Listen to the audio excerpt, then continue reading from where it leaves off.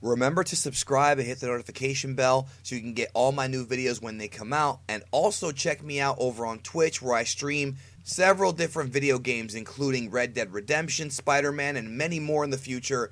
Give me a follow over on twitch.tv/Big D Geekdom 101. Thank you so much. Since Dragon Ball Super ended back in March, the future of the franchise has been discussed by many of us for several months, and where they're going to go after Dragon Ball Super Broly. Well, earlier this week, we got the complete synopsis for the film Dragon Ball Super Broly, what happens in it, what the results of the story are, and essentially where they go from here may have been somewhat hinted based on what we saw. Now, I want to give everybody a spoiler warning, okay? If you do not want to be spoiled, this is not the video for you, because we are going to get into some spoilers from Dragon Ball Super Broly about, what winds up happening in the film and how it could end up leading to the future of Dragon Ball Super. Now, there's other clues as well, but we're going to discuss, now that we have the spoilers, what it could mean. So, first of all, let me introduce who's joining me here on this channel. And again, spoiler warning, letting you know now. Please welcome MJXTV. He's joining me. Hello. What's going on, man? Happy to be here. Yes. And now let's get into it. I mean, you might as well get into it now. Again, last warning, we're talking spoilers. Okay, so we've been talking for a while now about Super coming back in 2019, or possibly in some way or another, whether it be a movie, a TV show, something. I don't think it's going to be just manga. One of the big points that I brought up earlier this week that I think a lot of folks, I don't know if they understand how important it is that Jump Festa, the big convention coming up in December, is going to be happening a week after Dragon Ball Super Broly, and Bin Shimada will be there, who is the voice of Broly. Now, obviously, Nozawa and Horikawa being there makes sense. That's Goku and Vegeta. They're always going to be there for these things.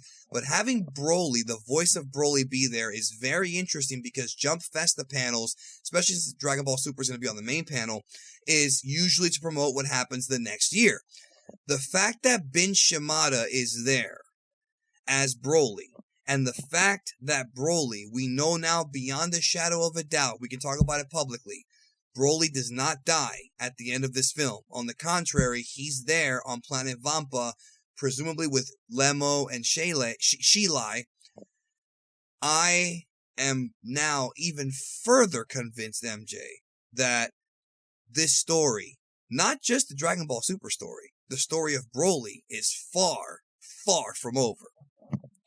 Now, we've heard, so much about this film. We've even read summaries, read spoilers. Different people have translated stuff for us. And the one thing about this film is, you've tweeted about this. This movie's all about Broly.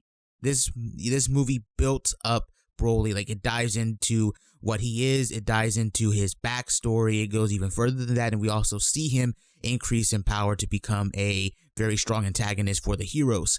So the idea that he is going to be shown in the future is very possible, because like you said, Bin Shimada is going to be there for Jump Festa. And remember, guys, like Danny said, Jump Festa is there to promote the stuff for 2019, and Super's getting the main panel. So that's a very big deal, and we've talked about and speculated a long time. Danny covered this a while back when the news first dropped about Super being on the main panel, that Super was going to get announced, whether it be a new anime or a new movie. Because they're probably going to announce something. I don't know for sure what it is or what it means, but they have to announce something. It's the main panel, bro. It has to be something going into the future. So the idea that Bin Shimada is there kind of gives off the signals that they are going to further his story, further his character, because there's a lot they can do with him. I mean, we've talked off the air about what they could do. The fact that there's another Saiyan out there just as strong as Goku and Vegeta, if not stronger, that's expanding the lore, bro. I mean, as much as we got with Super and all the different universes, now we got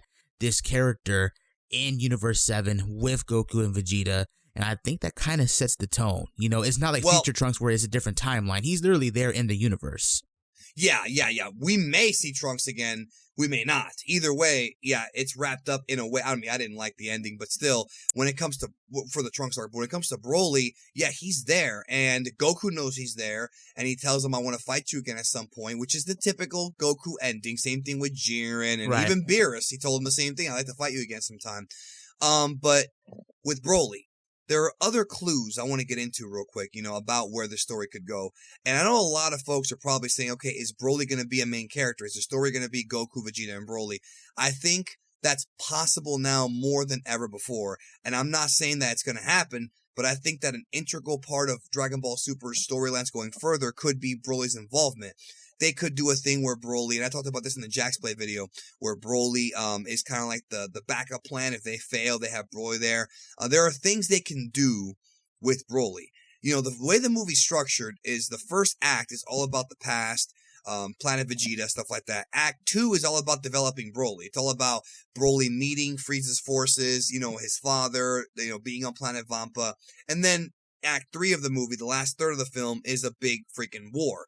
The big battle with Goku and Vegeta. Right. But I feel like also in the spoilers, we found out that Frieza says a line where he's like, this is... What was the line he actually said? We don't actually have the line written down, but he basically insinuated that these events of the movie have given him some kind of idea. And the big thing that I think really sets the tone for the fact the series is not over yet and that there's more coming, not just, the Jump Fest thing with Ben Shimada and all the other clues. I've had friends of mine reach out to writers of Dragon Ball Super, and one of them straight up said that Super will continue one way or another, but he's not sure how.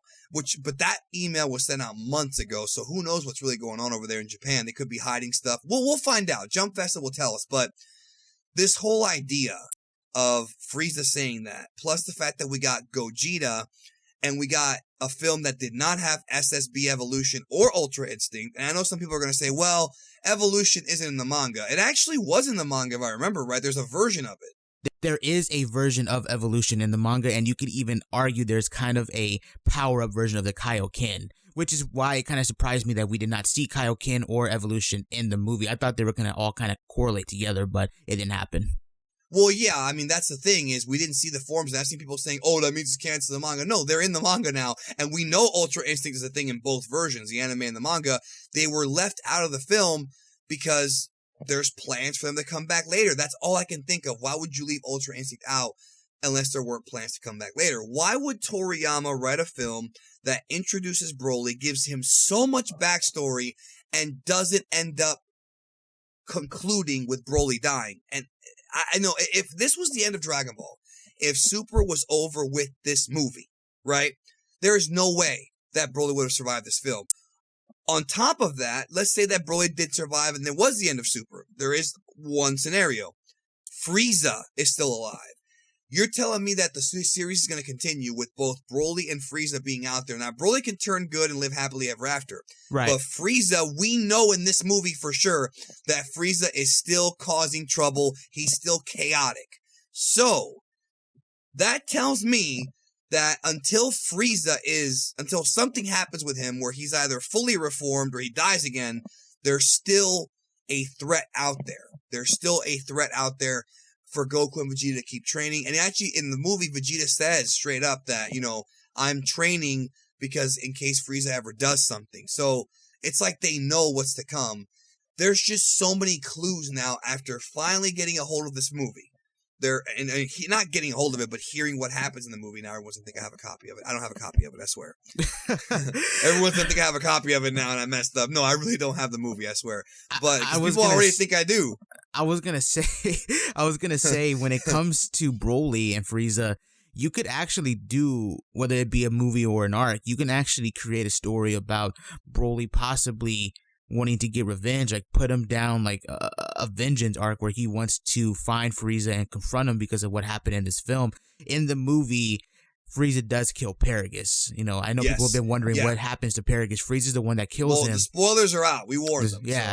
So with that being said, you could create an arc, dog, where you do Broly versus Frieza, and I think that could be kind of cool because this kind of goes back to a video you and Tragic did, which gets kind of reconfirmed in the spoilers, and that is, bro, the idea that the warrior child that scared Vegeta, King Vegeta, the warrior that was exiled, the baby that was exiled, the idea of him being the one that takes out like the mortal enemy of the Saiyans, Frieza, that's kind of a cool story. That you could actually do something with that. But you know what makes me laugh about that though? The fact that Goku killed Frieza, Trunks killed Frieza, Broly's gonna kill Frieza. Vegeta will never get the kill on Frieza. That's so unfair. That is so unfair, dude. Like, I mean, we don't know, but that's just one route they could go because those are legitimate plot points that were kind of just left open. You know what I mean? At the end of this film. Actually, and one plot point that was left open too is the fact that we know that Broly cares about his dad. Broly knows his dad's using him, but he cares about his dad. So the whole thing to me is, okay, obviously he knows the Dragon Balls are a thing because they're used in the movie. So why wouldn't Broly want to resurrect his father? Right. You know, and bring him back to life. This is not like one of those things where Goku doesn't even know Bardock or any of that stuff. No, Broly grew up with his dad and could bring him back to life. So yeah, that could be a story they could do with him. I mean, there's also tons of potential fantasy matchups they can do with him. Broly and Goku versus Caulifla and Kale. Tag team action tonight on SmackDown. You know, Broly versus Kale one-on-one. Broly, Vegeta, and Goku versus Kaba, Caulifla, and Kale. Broly versus Goku again. Broly versus Jiren. Broly versus Hit. There's so many potential fantasy matchups they can do with Broly. Broly versus Beerus. Right. Whis could train Broly. There's so many things they could do with him and so many unresolved plot points. Again, more evidence stacking up that Toriyama wrote this movie with the intention of continuing, whether it be him as the head, you know, I guess the head writer, if you want to call him that, or, you know, if he passes it off to somebody at Toei, whatever happens, it just seems too, after now getting all the spoilers, it really seems like with Broly being alive and Frieza being out there, and of course we've got the end of Z coming up with Oob. At some point they have to get to that. There's just too many things that are unresolved. Oob was a good ending. It was a shonen ending, but I feel like to get to Oob, they would have to fix these things, or even after Oob, figure out what they're going to do with them. They just wouldn't leave Frieza out there forever. I just don't know if that's really right. It's just not Toriyama's style. I mean, it's a possibility. I mean, even before the Broly, too much evidence, bro. Too much evidence. Even before the Broly movie, we still had those 4 other universes. Goku still hasn't fully completed UI yet. Like, there's just still other things that they could do, and this movie just stacks on to the fact that I don't think we're done yet, dog. We're not done, you know? So. No, we're not done. We're not done. Let us know in the comments if you agree, and thank you, MJ, for being here. Yeah, man, always. We'll talk to you soon.